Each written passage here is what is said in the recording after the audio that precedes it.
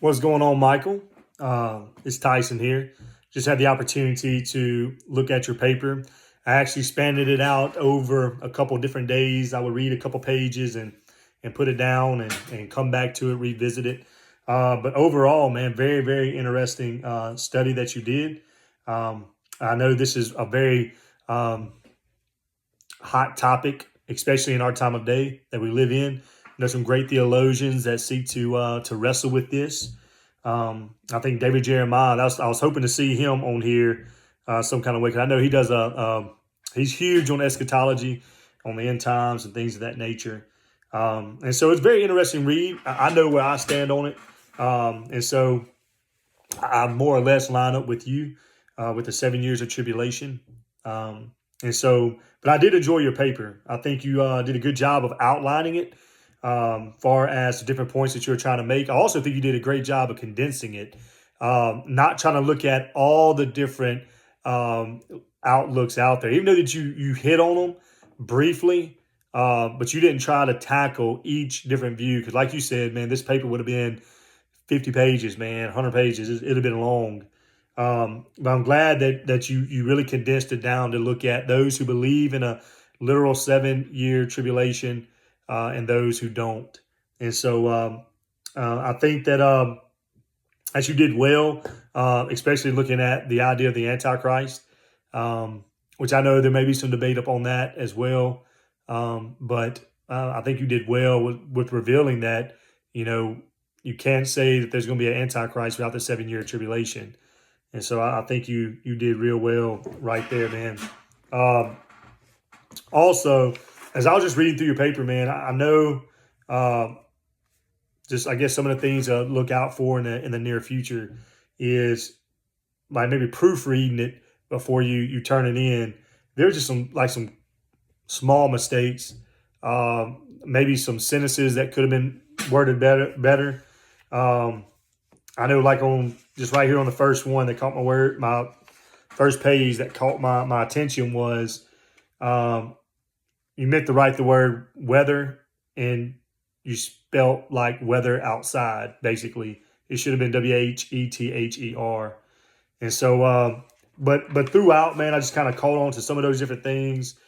Also, maybe just like some of the sentence structures um, that I guess could have been cleaned up a little bit more inside of this. There's some wording, and it may have been done on your computer. I don't know, man. I don't know what kind of software that you use or autocorrect or what you have, but it's just places where I would read it and then I have to reread it because I was like, okay, what is he trying to say here? Because just the words, it didn't match. Which Doctor Sandra probably bring out some of that in there.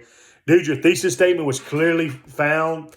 I won't say this is your thesis statement. While some scholars reject the idea of a tribulation period, Scripture reveals a literal 7 year period. I wrote that right down there, man.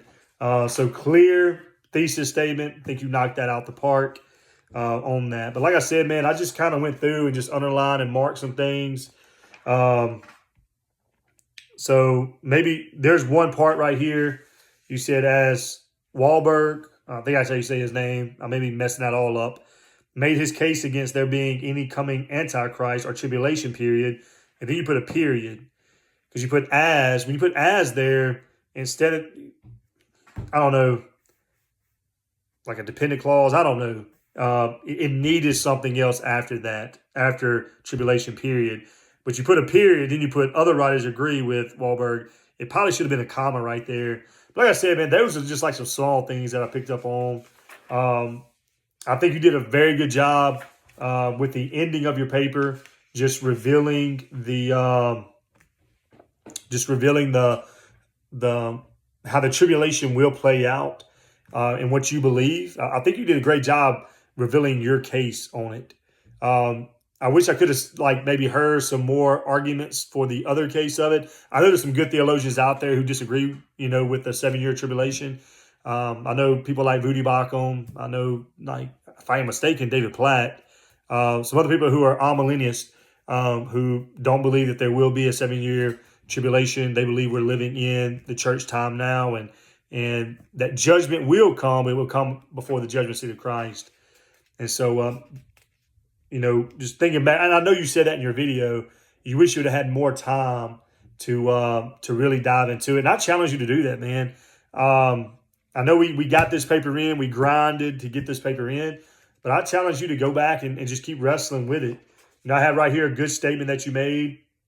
I think a good statement with good backup.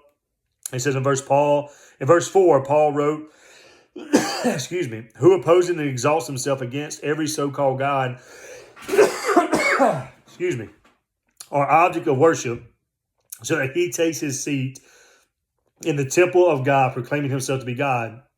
This verse helps Christians to understand that they are to be looking for a man to come into power, seeking to be worshipped. I really like that because it backs up your claim that there will be an Antichrist. So, great job right there. Also, the idea you brought up about, okay, we know God has judged in the past, and we know that we see his judgment, and we know that if we see his judgment in the past, in the history, then surely we will believe that his judgment will be there in the future as well. One thing I kind of pointed out too, man, is maybe some of the words. Excuse me. If God has judged mankind throughout history, surely he would judge humanity at the end of history, thus giving humankind. And so right there, I guess you either should have put mankind or humanity, because humankind, I just don't know about that word, which I may be wrong about that. That's just something that kind of stuck out to me. And then the last claim right here says, judgment is here and proof that judgment is here on this is page 11 right here, guys. Michael. Judgment is here, and the proof is that Americans cannot tell the difference from a boy and a girl. I mean, that statement right there, I don't know. You didn't really back up with like a defending, like how did you get that, or examples to make that statement credible. And so, but overall, man, I enjoyed your paper. I enjoyed looking at it, man. It brought up some verses of scripture. I had my Bible right here as I was walking through your paper, just reading some of the scriptures that you were looking at. And I think you did a great job on it, man. I don't know, Michael, if we were supposed to have at least 15 sources. I don't know if we were or not. I went through and marked yours. You had 13 that I can see if I didn't miscount them. But so I don't know if that's going to be an issue or not. But overall, man, great paper. It was a blessing to read through. Like I said, I try to take my time and walk through it.